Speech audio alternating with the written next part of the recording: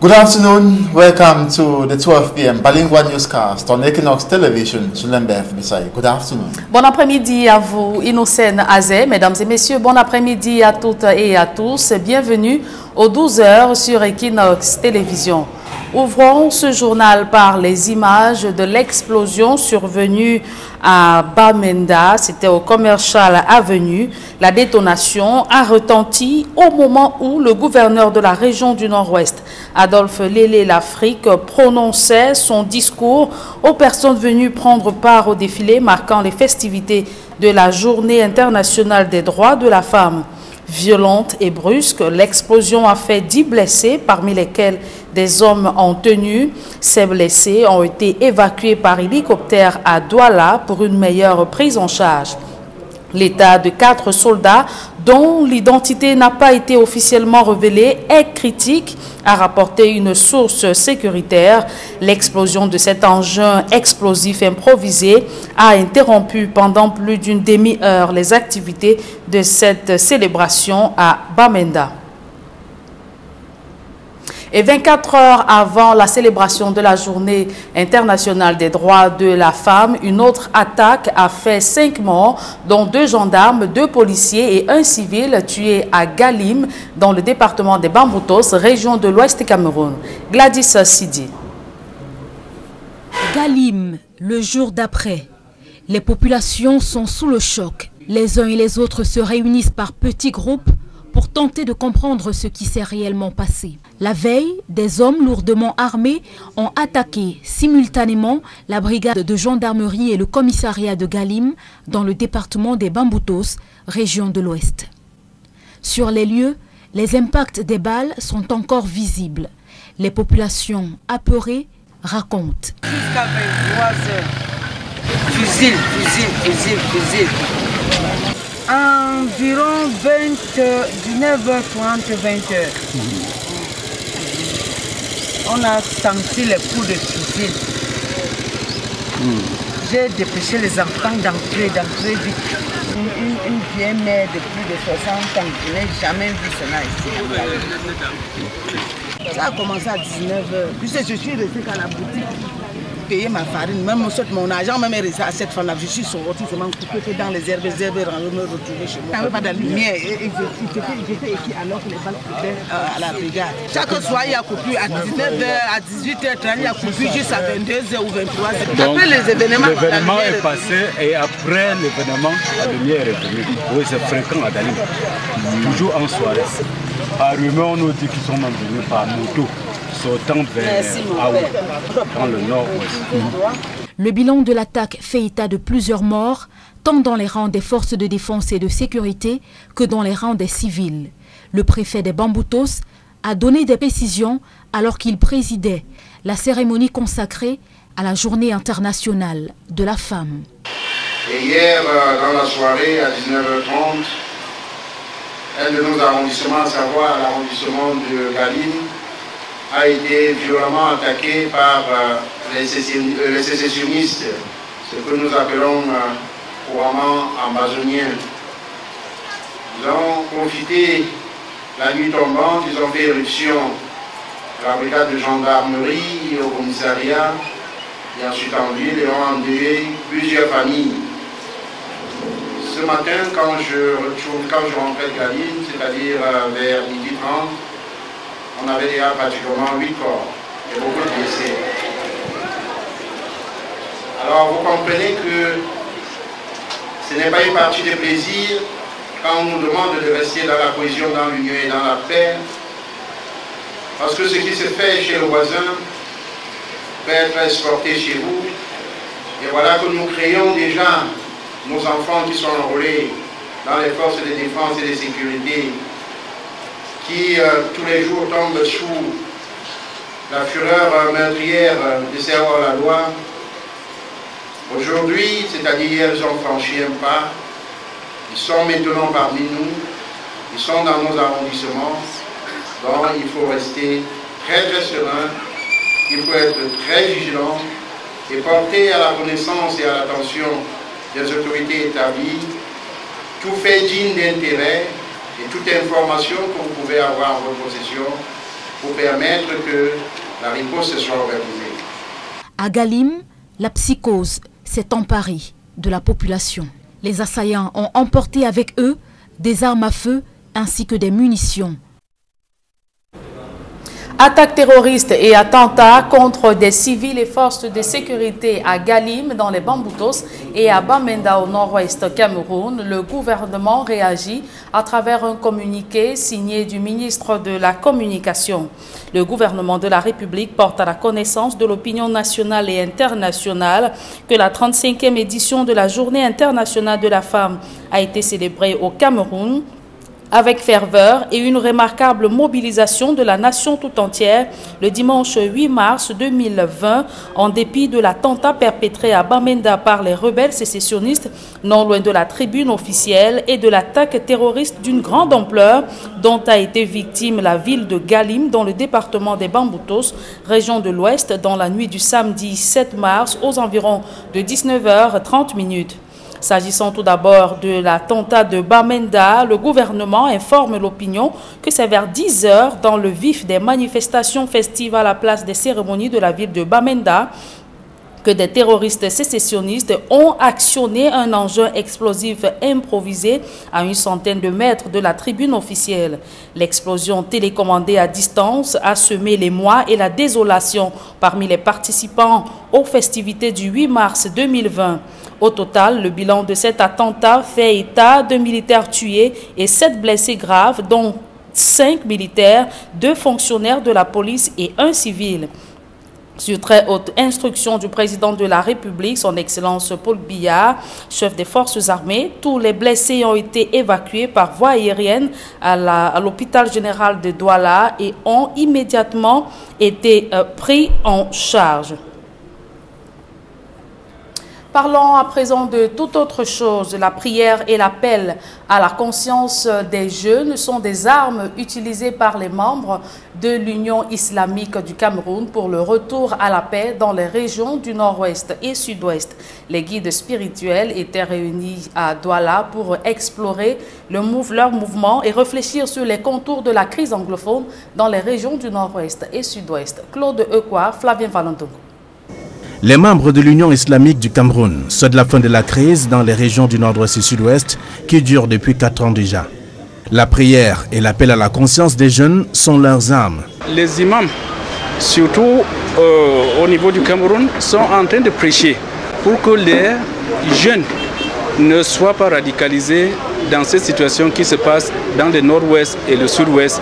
Évitation des drogues, évitation de l'alcool et tout autre activité qui peut les amener à être de côté négatif et de côté qui peut empirer les situations. Réunis à Douala dans le but d'examiner les contours de leur mouvement, les guides spirituels estiment que les Camerounais du nord-ouest et du sud-ouest ont déjà trop souffert et qu'il est temps que les jeunes, par ailleurs cibles des fauteurs de troubles, ne cèdent plus à la manipulation. Conscient, n'est-ce pas, de la situation sociale, le contexte camerounais avec les exactions, des déstabilisations, la responsabilité des religieux dans le cadre de l'éducation morale, chaque communauté musulmane, à travers son conseil régional, puisse prendre les choses en main avec l'usage de stupéfiants qui commence à avoir des méfaits non seulement néfastes dans la jeunesse camerounaise.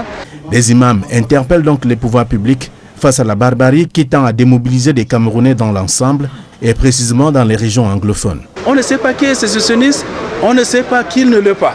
Donc nous sommes dans une situation très très déplorable dans le nord-ouest et on prie à ce que vraiment le chef de l'État puisse prendre une décision ferme pour mettre cette situation sous le contrôle. Sinon, il y aura beaucoup de pertes en vie humaine. Présentant la rencontre de réflexion pour le retour à la paix dans les régions en crise, l'autorité administrative dit son engagement à accompagner les guides spirituels. La religion prêche la paix, le Cameroun a besoin aujourd'hui. La religion prêche le vivre ensemble, le Cameroun en a besoin aujourd'hui. C'est ça la raison de notre présence. C'est donc là une initiative de plus dans le combat pour le retour à la paix dans les régions du nord-ouest et sud-ouest. Les manifestations officielles de la Journée internationale de la femme ont été ignorées par une bonne frange de femmes à Douala. Au sein de la plateforme transpartisane The Mothers of the Nation, les mères de la nation, traduit en français, elles ont boycotté les cérémonies organisées par les autorités ainsi que les pagnes pour se mettre en noir.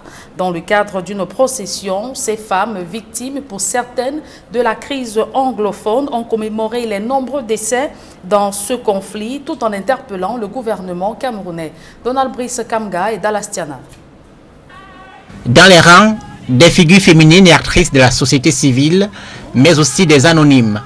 Elles sont de noir vêtues ce 8 mars pour dire non aux violences dans les régions du nord-ouest et du sud-ouest, mais également oui à des solutions efficaces dans la guerre contre Boko Haram. Comme Catherine, partie de Motengene pour l'occasion et qui a presque tout perdu dans la crise, ces centaines de femmes font la procession en guise d'indignation. Nous vivions à Bamenda, on a brûlé notre maison, nous avons fui et nous sommes maintenant à Motengene et nous sommes 15 dans une seule chambre. Nous prions pour que cette crise soit résolue. Comme la jeune femme, d'autres participantes ont fait le déplacement. Certaines sont veuves ou ayant perdu des enfants ou des proches dans les tensions dans les régions anglophones. Au sein de l'organisation baptisée les Mères de la Nation, elles disent porter le deuil, mais disent surtout non à la mort. Nous avons voulu faire nôtre cette journée en revendiquant un droit qui nous paraît un droit sacré, c'est-à-dire le droit à la vie.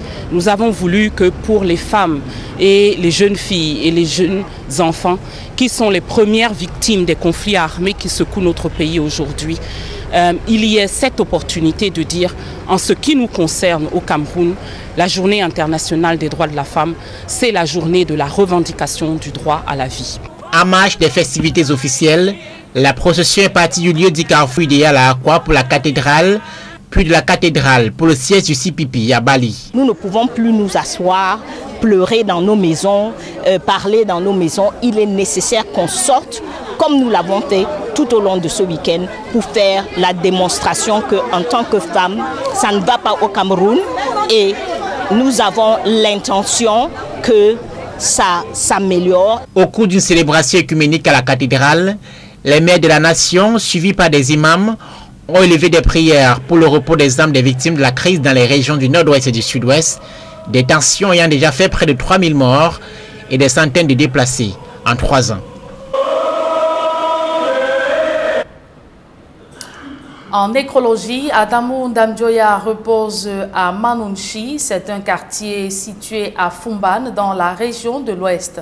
Il a été porté, le président national de l'UDC a été porté en terre ce week-end devant une foule immense composée d'autorités administratives et religieuses venues lui rendre un dernier hommage. Le docteur Adamou Ndamjoya est décédé samedi dernier dans un hôpital de Yaoundé. L'opposant au régime en place a succombé à une longue maladie. Adamou Ndamjoya, candidat à la dernière élection présidentielle, était presque absent de la campagne électorale du fait de sa santé chancelante. La maladie aura finalement eu raison de lui. Adamou Ndamjoya, qui quitte la scène à l'âge de 77 ans, a également occupé les fonctions de maire de la commune de Fumban depuis 1996. Il a cédé son siège à son épouse Patricia Tomaïnou Ndamjoya, que je vous propose de suivre dans cette réaction. Je suis là pour témoigner que le docteur Adamou Ndamjoya m'a serré et bon guide. En tant que le père de chacun de nous ici présent, il nous a transmis un enseignement. Et je crois que tous ceux qui m'ont précédé l'ont assez dit. Il nous a donné des leçons. Notre travail maintenant est que chacun puisse faire valoir son héritage à son niveau, savoir le préserver et comprendre que le docteur Adamou Ndamjoya reste avec nous à travers ce lien personnel.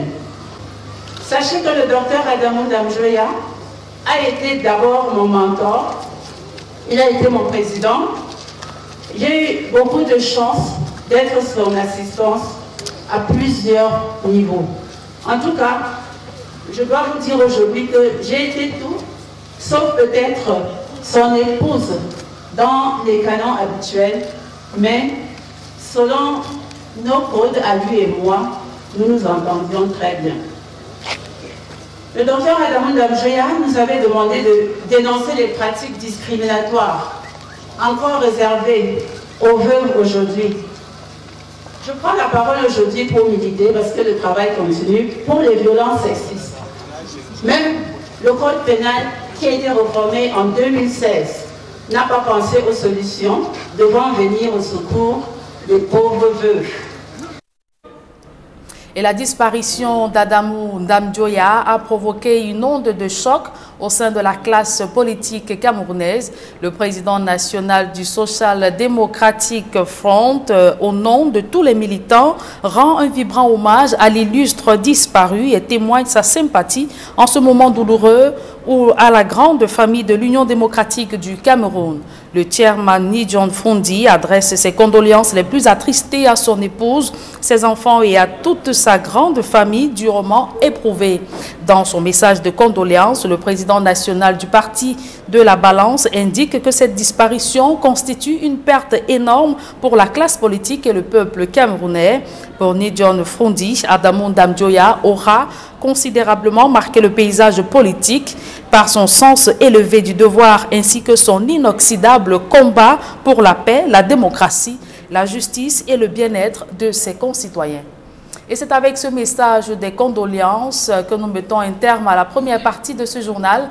La seconde est en langue anglaise avec vous, Innocent Azé. Good day once again. Thank you, Julien. Good day once more, and so our viewers. Good day. Thanks for staying with us. The population of Galim in the Bambutos division in the west region of Cameroon are still in shock after the attack Saturday at 7:30 p.m. on a gendarmerie brigade and police station by heavily armed men when the town was seen blackouts. The attack resulted in the death of 2 female gendarmes and 2 police officers, with several others injured, with 2 missing. 4 civilians were killed, making the total of 8 dead. The armed men who attacked these security units are carried away to AK-47 guns and other ammunition. They reportedly arrived 20 in number on 10 motorbikes and attacked. After the attack, they rode off to their base in the northwest region. Authorities say the attackers are separatist fighters from the northwest region. The population frowned at constant power outage in Galim, giving room for insecurity. While presiding over the International Women's Day, the senior divisional officer for the Bambutos division calls on the population to be vigilant, telling them separatist fighters now live amongst them. And it was an improvised explosive device that exploded a few meters from the Commercial Avenue ceremonial ground in Bamenda, chief town of the northwest region of the country, during activities marking celebration of the International Women's Day. It occurred a few minutes, that was after the event started, and during the speech of the Northwest Governor Adolphe Lele Lafring. Bo Stella tells us more. Especially at this time when threats to peace are becoming a universal concern and a major challenge for our states.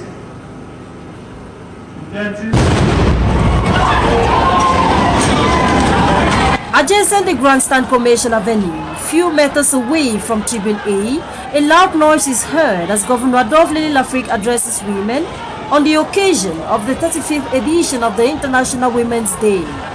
It was loud enough to cause panic, suspending the governor's address for at least 10 minutes. Give us an opportunity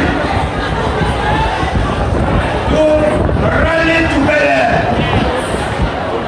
behind our head of state government, our armed forces, to fight against the enemy who is trying to disturb.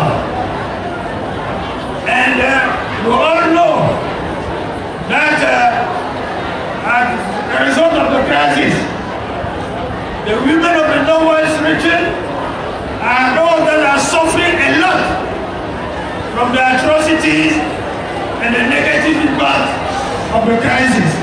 Governor Adolphe Lele Lafring blames the act on those he calls terrorists and promises severe sanctions on the perpetrators. It's a golden opportunity for me to congratulate the board and patriotic women who came to march to celebrate their day today, and to send a strong message to the perpetrator of the incident that they will be prosecuted, sanctioned, in keeping with the laws and regulations of the Republic. And I'm giving my word here that measures will be taken to sanction them, to punish them, so that it shouldn't occur in a market in Bamenda. The incident left at least 5 persons wounded.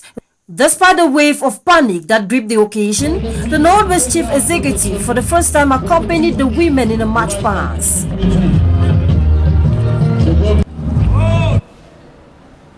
Ambostella equally opposed the exact location where the improvised explosive device exploded to evaluate the material damage and equally human life lost. The scene from where an improvised explosive went out, injuring at least 5 persons. For over 2 hours, elements of the firefighting unit of the 50th Army Rescue Group battled to prevent the flames from extending to other shops. Arriving at the scene, we realized that the intensity of the fire was too high. So the first thing to do is to limit the propagation. There's a building behind there. To limit that the fire should not go the other way and behind. So we did everything to maintain the fire where the fire was. How many trucks? The fire, whose source is yet to be established, reduced at least 10 shops to nothing useful. This is not the first time fire is reducing businesses, homes and whole villages as the Anglophone crisis continues to deepen. The shop owners have been counting and evaluating the damages to millions of francs CFA. And the government of Cameroon has in a communique signed the night of 8 March denounced the silence of non-governmental organizations and actors of the international community on the double attacks that's of Galim West region on the eve of Women's Day and the explosion of an improvised explosive device planted at the Commercial Avenue ceremonial ground during activities marking the celebrations of the Women's Day. Minister of Communication knows that 8 persons were killed in Galim, including 2 female gendarmes, 2 police officers, and 4 civilians. In Bamenda, he knows that the explosion left a military man dead and 7 injured persons, amongst them soldiers. Minister René Emmanuel Sadi, government spokesman, says the Cameroonian government strongly denounces the silence of non-governmental organizations and actors of the international community regarding the acts committed by terrorist groups who want to divide the nation. The minister, however, calls on friendly countries and international partners to release double proofs on the attacks, that in their respective competencies, these friendly nations and partners are invited to take into consideration all measures surrounding human rights against these peace enemies. And celebrations marking the International Women's Day in Buea, chief town of the southwest region of Cameroon, rather took place in total tranquility, and attendance or participation was better as compared to that in the northwest region of the country. And after the event, the governor of the southwest region, Bernardo Kanya-Bilai, applauded and thanks the women who turned out massively to celebrate this day. He equally spoke to Equinox Television. Listen to his reactions. It's a very good impression, and that's why I want to congratulate the regional delegates of the women and congratulate the women themselves and all the leaders of various associations for coming massively to demonstrate that they are there despite the situation. They are there, and as women, mothers, sisters, they are taking care of the children. They are controlling children now so that they should not be involved in those acts of terrorism, we know, and they are pulling those who are out of the bushes, and I want to reassure them once more that they have the full support of the public authorities. It was a boycott on the part of members of Stand Up for Cameroon, Mothers of the Nation here in Douala. They ignored the Women's Day fabric and dressed in black to mourn civilians killed in the northwest and southwest regions of the country since 2016, when the crisis started. In procession through various streets, they decried government's unwillingness to engage in real moves to bring absolute end to the armed conflicts for peace to return. Mothers of the nation also conversed to pray for all those killed in the two English-speaking regions and also the far north region, especially women whose rights need to be respected and protected. We now talk about newly elected mayors in the Njan division of the southwest region of the country who have been installed into their respective functions, and they took an oath they were urged to work in order to meet the aspirations of their people, and they were equally told that if they are unable, they should better resign, as the time is still very much available to do so. Derek Jato tells us more.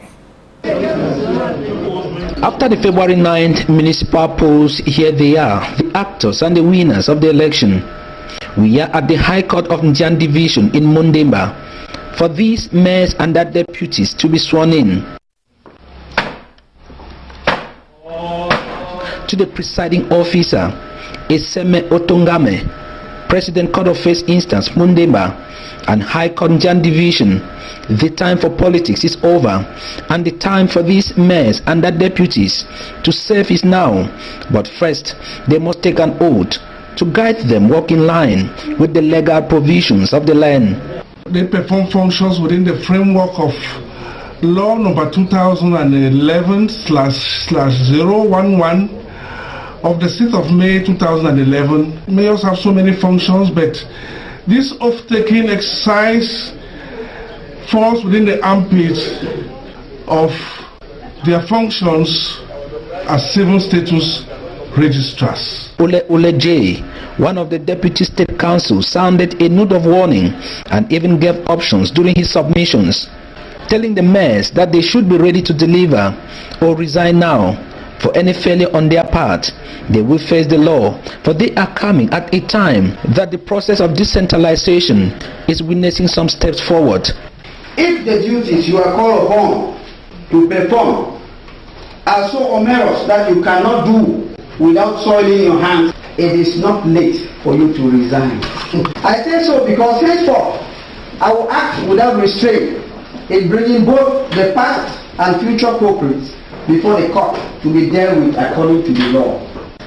Invited was Fowan Lawrence, the senior divisional officer for Njan Division, who reminded these mayors and their deputies that they should take up residence in their municipalities to better serve the population who elected them into office. I am therefore calling on all the mayors of Njan, especially those who have taken oath this afternoon, to make sure that they are effectively resident within their municipalities. They should know that they are the servants of the population and not the other way around. I do so swear. The oath-taking ceremony witnessed the participation of mayors and deputies of Mundemba, Toko, Dikome Balwe, Kombo Etinji, Kombo Abedimo, Isangele, Bamuso and Edabato municipalities, and all on the ticket of the Cameroon People's Democratic Movement, the CBDM. That report ends this 12 p.m. bilingual newscast on Equinox Television. Thanks so much for watching. Tomorrow is another day. Do have a wonderful day. Julien Berth Bessaï. Bonne journée à vous. Merci, je vous souhaite également une très bonne journée. Innocent Nazé, mesdames et messieurs, merci d'avoir été des nôtres. Le meilleur, c'est sur la meilleure des télévisions.